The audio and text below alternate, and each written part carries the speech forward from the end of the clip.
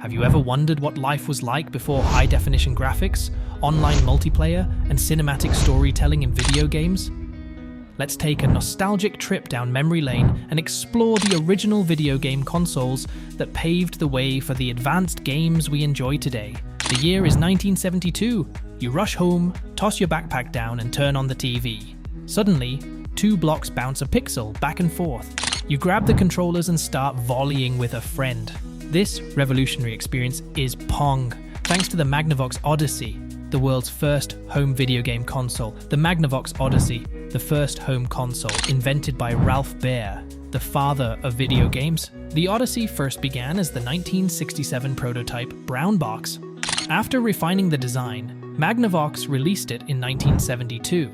This plastic lump connected to TVs using radio adapters and came with crude plastic overlays to simulate sports games, sparking the home video game revolution. The graphics were about as basic as you can get: 2 rectangular paddles and a square ball on a plain black background. Yet this primitive tennis game was mind-blowing. It allowed you to control the action you were seeing on your TV screen for the very first time. The Odyssey was a moderate success, selling around 100,000 units in 1972. While far from a failure, consumer take-up was hampered by poor marketing.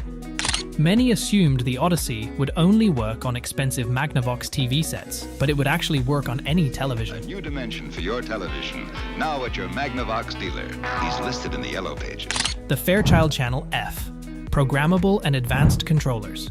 In 1976, the revolutionary Fairchild Channel F arrived featuring interchangeable cartridges, graphics, and unique controllers. A major advance. It was the first programmable microprocessor-powered console enabling more complex games.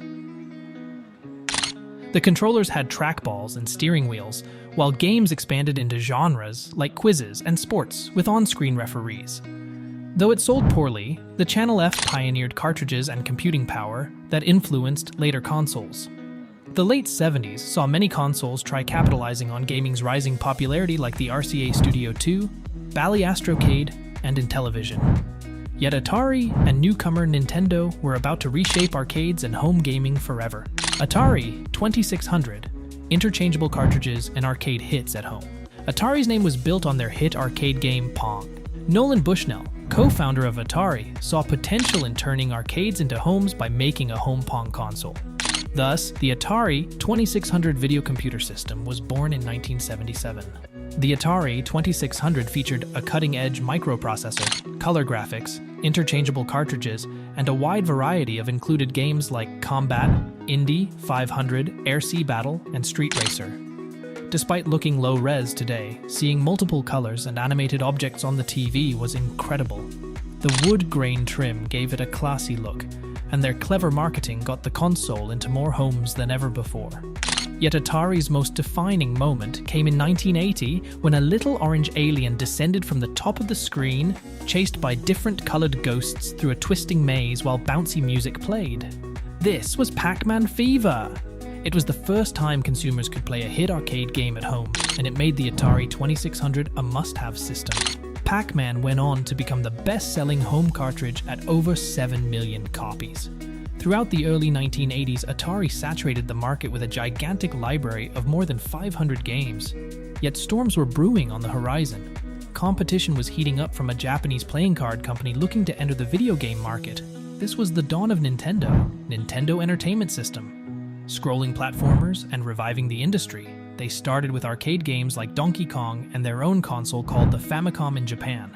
Overseas, it was rebranded as the Nintendo Entertainment System, or NES for short. When the NES arrived in America in 1985, it ignited a new craze for home video games thanks to a fun, wide-ranging library of titles like Super Mario Bros., The Legend of Zelda, Metroid, and Mega Man.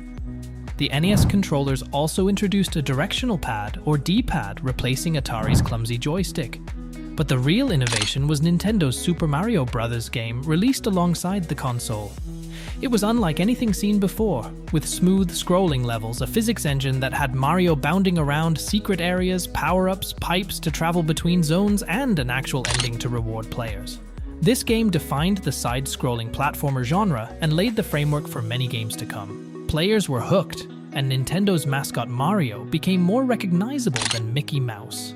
Despite this new challenger, Atari continued to dominate the market in 1982, claiming a staggering 75% of the video game market share. But they got complacent, creating rushed, low-quality games while restricting third-party developers. This uncontrolled growth led to a massive surplus of poor games filling retail shelves and disappointing players. Consumer confidence deteriorated, leading to the infamous video game crash of 1983, where the market became oversaturated with subpar games and consoles. Atari went from the king of video games to almost total collapse in just a couple of years. Out of the ashes, Nintendo's NES emerged as the new leader in home gaming. By 1985, home gaming was revived with Nintendo claiming 90% of the rejuvenated US market. While the NES lacked the horsepower of Atari's offerings, Nintendo learned from their mistakes with superior first-party games, strict controls over third-party licensing, and innovative technology like battery-backed-up save files.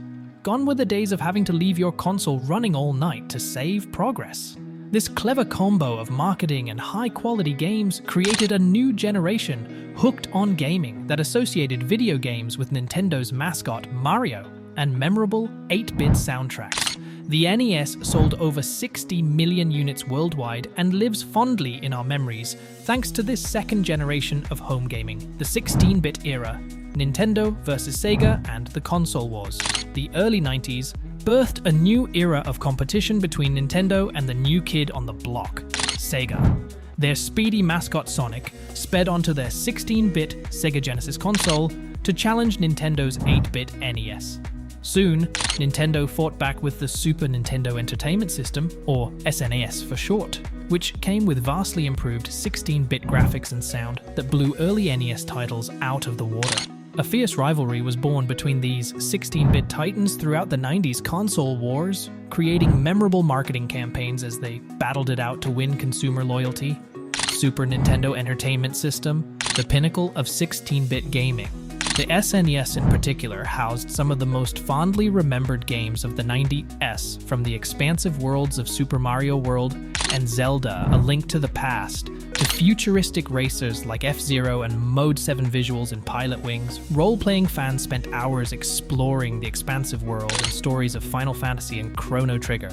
Donkey Kong ditched his antagonist role to become the hero in the groundbreaking Donkey Kong Country series, which used advanced, pre-rendered 3D graphics. The SNES catalog of over 700 games contained a wealth of variety for all ages and tastes that many gamers today consider to be the pinnacle of gaming. This battle of the 16-bit titans pushed video game technology ahead exponentially while laying the groundwork for the next generation PlayStation, Nintendo, 64, and beyond.